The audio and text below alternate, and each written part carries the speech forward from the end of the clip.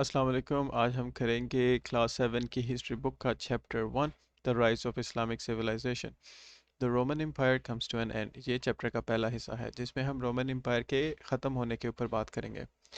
The Roman Empire had reached its highest point in the 2nd century CE, but it took another 300 years to decline.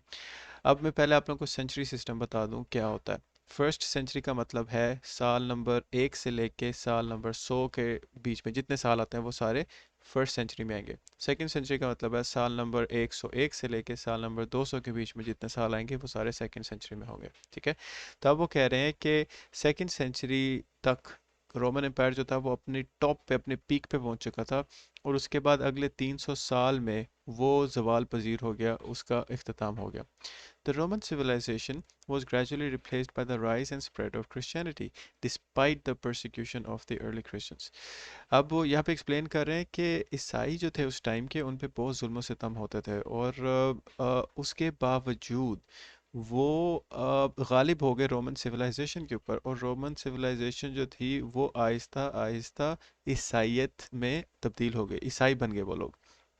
The conversion of the Byzantine ruler Constantine to Christianity in the early 4th century was the beginning of Rome's decline in the western part of its empire.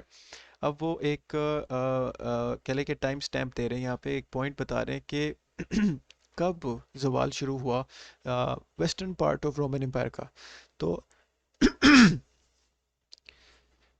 तो the conversion of the Byzantine ruler The conversion of the Byzantine ruler Constantine to Christianity in the early 4th century was the beginning of Rome's decline in the western part of its empire. अब वो यहाँ पे बता रहे हैं कि जब रोम का एक इलाका था बेजेंटाइन उसका नाम था, उस इलाके का जो रूलर था वो कॉन्स्टेंटीन था।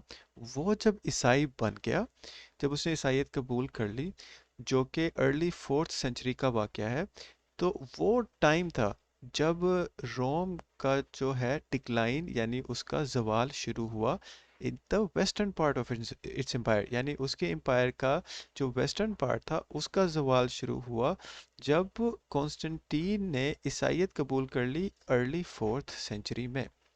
At the same time, with corrupt rulers, weak governments, and attacks by barbarian tribes from North and West Europe in the 5th century CE, the Roman Empire collapsed in 476. अब इस line में वो बता रहे हैं कि year 476 में Roman empire collapse हो गया। ठीक है, और उसकी क्या वजूहत थी? एक करप्ट रूलर, यानी कि रूलर्स जो थे वो करप्ट थे। वीक गवर्नमेंट्स, उनका कंट्रोल नहीं था, गवर्नमेंट का पूरा प्रॉपर कंट्रोल नहीं था लोगों के ऊपर। And attacks by barbarian tribes from north and west, और नॉर्थ और वेस्ट वाली साइड से जो कबीले थे उस साइड पे जो कि रोमन एम्पायर के अंडर नहीं आते थे, वो हमले करते रहते थे रोमन एम्पायर पे।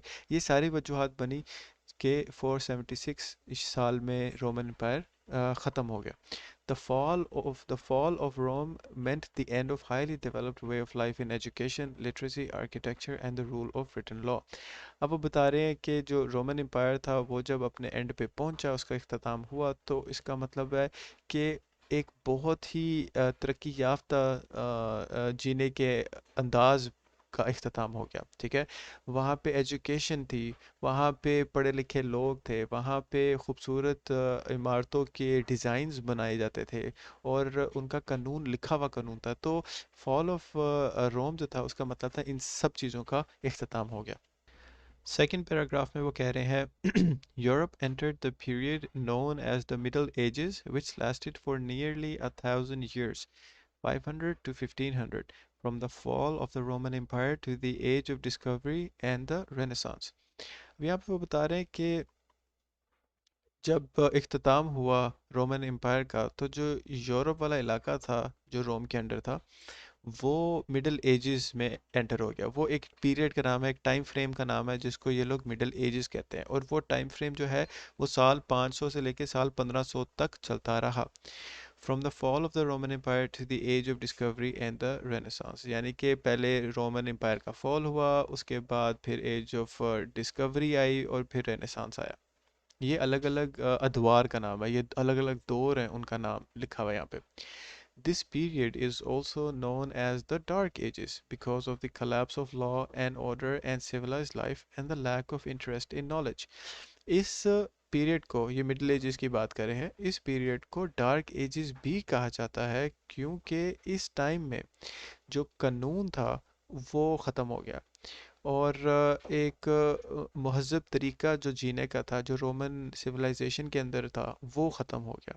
And the lack of interest in knowledge, और लोगों का तालीम यानी कि इल्म के ऊपर जो इंटरेस्ट था वो ख़त्म हो गया। अब वो जो यहाँ पे बातें बता रहे हैं ना, एजुकेशन थी, लिटरेसी थी रोम के अंदर, वो चीज़ें अब ख़त्म हो गई, लोगों का इंटरेस्ट भी ख़त्म हो गया।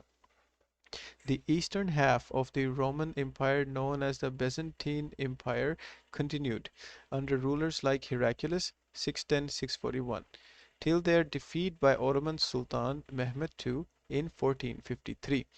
अब पहले वो वेस्टर्न पार्ट की बात कर रहे थे, वेस्टर्न पार्ट जो है वो रोमन एम्पायर का 476 में ख़त्म हो गया। अब वो ईस्टर्न हाफ की बात कर रहे हैं जो कि बेजेंटीन एम्पायर कहलाया जाता था, ठीक है। अब वो उसमें वो वेस्टर्न पार्ट के जवाल के, उसके ख़त्म होने के बाद चलता रहा ईस्टर्न पार्ट, फिर भी चलता रहा। किस तरह के रूलर्स थे जो मशहूर रूलर्स जो उस वक़्त ईस्टर्न पार्ट में थे, उनमें से एक का नाम बता रहे हैं, हिराक्लियस, जो कि साल 610 से साल 641 तक रूल करता रहा। अब ये जो ईस्टर्न पार्ट था ये बिल्कुल कंटिन्यू होता रहा till their defeat by the Ottoman sultan Mehmed two in 1453। 1453 तक ईस्टर्न एम्पायर जो था वो चलता रहा।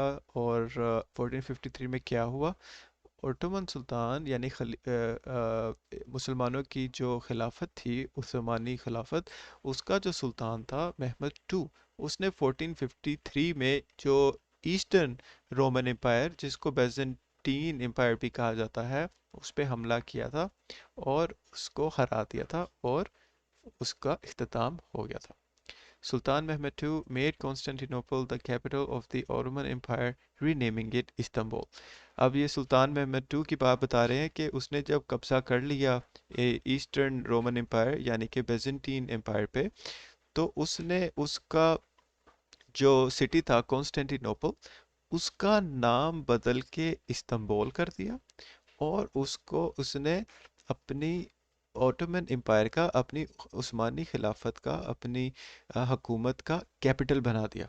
यानी कि पाकिस्तान का कैपिटल सिटी कौन है, इस्लामाबाद। इसी तरह उसने अपनी उस्मानी खिलाफत का जो कैपिटल सिटी था उसको इस्तांबुल को बना दिया। और इस्तांबुल जो है वो उसने कॉन्स्टेंटिनोपल का नाम चेंज करके रखा था। यानी कि रोमन एम्पायर में जो सिटी का नाम कॉन्स्टेंटिनोपल था, उसका नाम इसने इस्तांबुल कर दिया और उसने इस्तांबुल को अपनी खिलाफत का कैपिटल बना दिया।